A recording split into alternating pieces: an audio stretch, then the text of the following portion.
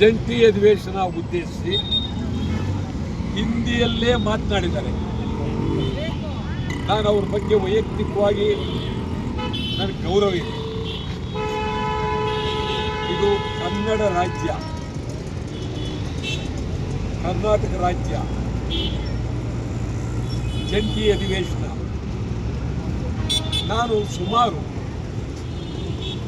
20 ಅಧಿವೇಶನದಲ್ಲಿ ಕನ್ನಡದಲ್ಲೇ ಭಾಷಣ ಮಾಡಬೇಕು ಅಂತೇಳಿ ಭಾರಿ ಗಲಾಟೆ ಮಾಡಿದ್ದೇನೆ, ಚಾತೆ ಹೊಡೆದಿದ್ದೇನೆ. ಅನೇಕ ರಾಜ್ಯಪಾಲರುಗಳು ಭಾಷಣ ಮಾಡಲಾರದೆ ಹೊರಗೋಗಿದ್ದಾರೆ. ಖುರ್ಷಿದ್ ಆಲಂ ಖಾನ್ ನನ್ನ ಗಲಾಟೆಯನ್ನು ತಡಿಲಾರದೆ ಭಾಷಣ ಮಾಡಲಿಲ್ಲ. ಇದು ಕನ್ನಡ ರಾಜ್ಯ, ಕನ್ನಡದಲ್ಲಿ ರಾಜ್ಯಪಾಲರು ಮಾತನಾಡಬೇಕು. ರಾಜ್ಯಪಾಲರ ಈ ಜಂಟಿ ಅಧಿವೇಶನದ ಭಾಷಣವನ್ನು ಹಿಂದಿಯಲ್ಲಿ ಮಾಡಿರುವುದನ್ನು ನಾವು ತೀವ್ರವಾಗಿ ವಿರೋಧಿಸಿ ಇವತ್ತು ಅವರ ಭಾಷಣಕ್ಕೆ ಕಪ್ಪು ಬಾವುಟ ಪ್ರದರ್ಶನ ಮಾಡುವ ಮೂಲಕ ಕರಾಳ ದಿನಾಚರಣೆಯನ್ನು ಮಾಡ್ತಾ ಇದ್ದೇವೆ. ಆದರೆ ಎರಡೂ ಸದನದ ಸದಸ್ಯರು ಒಟ್ಟಿಗೆ ಸೇರಿರ್ತಾರೆ, ಮಂತ್ರಿಗಳಿರ್ತಾರೆ. ಒಬ್ಬನಾದರೂ ಎದ್ದು ನಿಂತು ನಿಮ್ಮ ಭಾಷಣ ಕನ್ನಡದಲ್ಲಾಗಬೇಕು ಅಂತೇಳಿ ಒಬ್ಬನಾದರೂ ಹೇಳಲಿಲ್ಲ. ಕನ್ನಡದ ಬಗ್ಗೆ ಇವರಿಗೆ ಯಾರಿಗೂ ಗೌರವ ಇಲ್ಲ. ನಿಜವಾಗಲೂ ಭಾಳ ನೋವಾಗುತ್ತೆ. ರಾಜ್ಯಪಾಲರ ಭಾಷಣವನ್ನು ಒಬ್ಬ ಪ್ರಶ್ನೆ ಮಾಡಬೇಕಾಗಿತ್ತು. ಮತ್ತು ಮುಖ್ಯಮಂತ್ರಿಯವರು ಹಿಂದಿ ಭಾಷಣವನ್ನು ಓದೋದಕ್ಕೆ ಅವಕಾಶ ಕೊಡಬಾರ್ದಾಗಿತ್ತು. ಸ್ಪೀಕರ್ ಅವರು, ಸಭಾಪತಿಯವರು ಅಕ್ಕಪಕ್ಕದಲ್ಲಿ ಕುಳಿತು ಹಿಂದಿ ಭಾಷಣ ಕೇಳಬಾರ್ದಾಗಿತ್ತು. ಇದೇ ಬೇರೆ ರಾಜ್ಯದಲ್ಲಿ ಆಗಿದ್ದರೆ ರಾಜ್ಯಪಾಲರ ಭಾಷಣವನ್ನು ಬಹಿಷ್ಕಾರ ಮಾಡ್ತಾಯಿದ್ರು. ಹಿಂದಿ ಭಾಷಣ 224 ಜನ ಶಾಸಕರು, 75 ಜನ ವಿಧಾನ ಪರಿಷತ್ ಸದಸ್ಯರು, ಸ್ವಲ್ಪ ಹೆಚ್ಚು ಕಡಿಮೆ ಒಂದು 20 ಜನಕ್ಕೆ ಅರ್ಥವಾಗಿರ್ಬೋದು. ಮಿಕ್ಕವರವರು ಏನು ಹೇಳಿದ್ರು ಅಂತ ಅರ್ಥ ಆಗಿಲ್ಲ. ಮತ್ತು ರಾಜ್ಯಕ್ಕೆ ಅಪಮಾನ, ಕನ್ನಡಕ್ಕೆ ಅಪಮಾನ, ಕನ್ನಡಿಗರಿಗೆ ಅಪಮಾನ. ನಮ್ಮ 22ನೇ ತಾರೀಕು ಏನು ಕರ್ನಾಟಕ ಬಂದ್ ಕರೆದಿದ್ದೇವೆ. ಆ ಬಂದ್ನಲ್ಲಿ ರಾಜ್ಯಪಾಲರ ಭಾಷಣವನ್ನು ವಿರೋಧ ಮಾಡ್ತೀವಿ. ರಾಜ್ಯಪಾಲರ ಭಾಷಣ ಅವ್ರು ಏನೇ ಆಗಲಿ ಅವ್ರ ಭಾಷೆಯಲ್ಲಿ ಬರೆದು ಕನ್ನಡದಲ್ಲೇ ಓದಬೇಕು, ಕನ್ನಡದಲ್ಲೇ ಮಾತನಾಡಬೇಕು. ಇದು ಸ್ಪಷ್ಟ.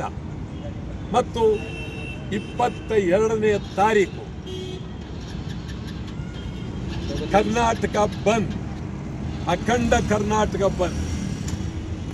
ಈಗಾಗಲೇ ಬಂದ್ಗೆ ಬೆಳಗಾವಿಯಿಂದ ಚಾಮರಾಜನಗರ, ಮಂಗಳೂರಿಂದ ಕೋಲಾರದವರೆಗೆ ಅಗಾಧವಾಗಿ ಜನ ಬೆಂಬಲವನ್ನು ಕೊಟ್ಟಿದ್ದಾರೆ. ಸುಮಾರು 2,000 ಸಂಘಟನೆಗಳು ಬೆಂಬಲವನ್ನು ಕೊಟ್ಟಿದ್ದಾರೆ. 8ನೇ ತಾರೀಕು ಹತ್ತಿ ಬೆಲೆ ಬಂದ್ ಮಾಡುವ ಮೂಲಕ ಮೇಕೆದಾಟು ತಮಿಳುನಾಡು ಧೋರಣೆಯನ್ನು ವಿರೋಧಿಸಿ ಮೇಕೆದಾಟಿಗೆ ಬೆಂಬಲ ಆಗಲೇಬೇಕು ಅಂತೇಳಿ ಹೋರಾಟ. 10ನೇ ತಾರೀಕು ಬೆಂಗಳೂರಿನಿಂದ ಬೆಳಗಾವಿ ಭಾರಿ ದೊಡ್ಡ ಹೋರಾಟ ಬೆಳಗಾವಿಯಲ್ಲಿ. 18ನೇ ತಾರೀಕು ಬೆಂಗಳೂರಿನಲ್ಲಿ ಎಲ್ಲ ಅನೇಕ ಮುಖಂಡರುಗಳನ್ನು ಕನ್ನಡ ಒಕ್ಕೂಟ ಕರೆದಿದೆ. ಭಾಳ ಎಲ್ಲರನ್ನೂ ಅನೇಕರು ಕರೆದಿದ್ದೇವೆ ಅವರ ಬೆಂಬಲವನ್ನು ಪಡೆಯೋದಕ್ಕೆ. ಈ ಬಂದು ಬರೀ ಒಂದೇ ಅಲ್ಲ, ಇದು ಬಹಳ ಗಂಭೀರವಾಗಿ ನಾವು ಯೋಚನೆ ಮಾಡಬೇಕು.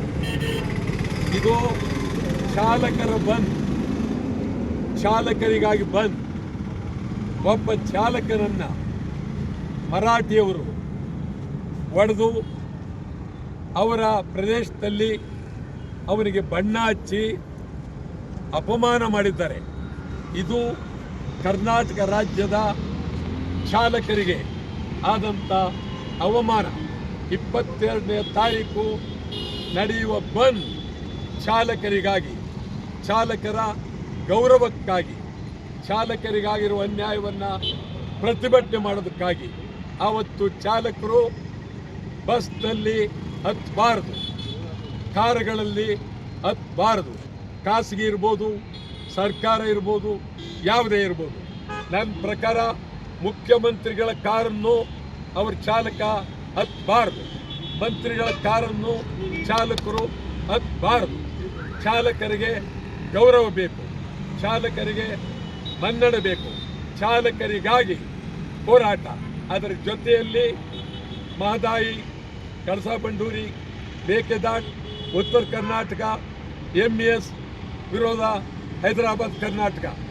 ಇದು ಭಾಳ ಚಾಲಕರು ಎಚ್ಚರ, ಹತ್ತಬೇಡಿ.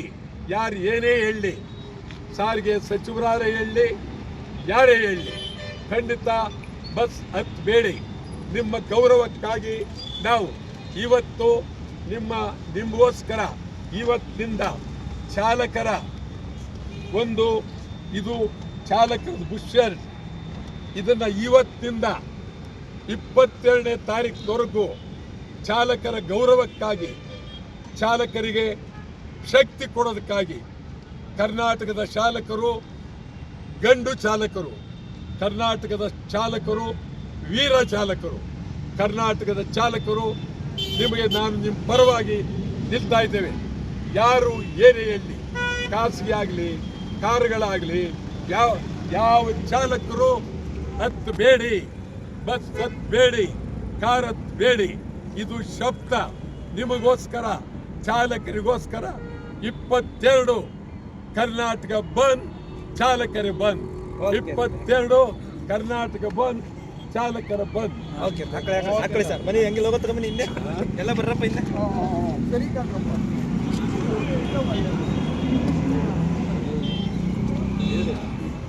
ದಪ್ಪಗೆ ಮಾಡ್ಬೋದು.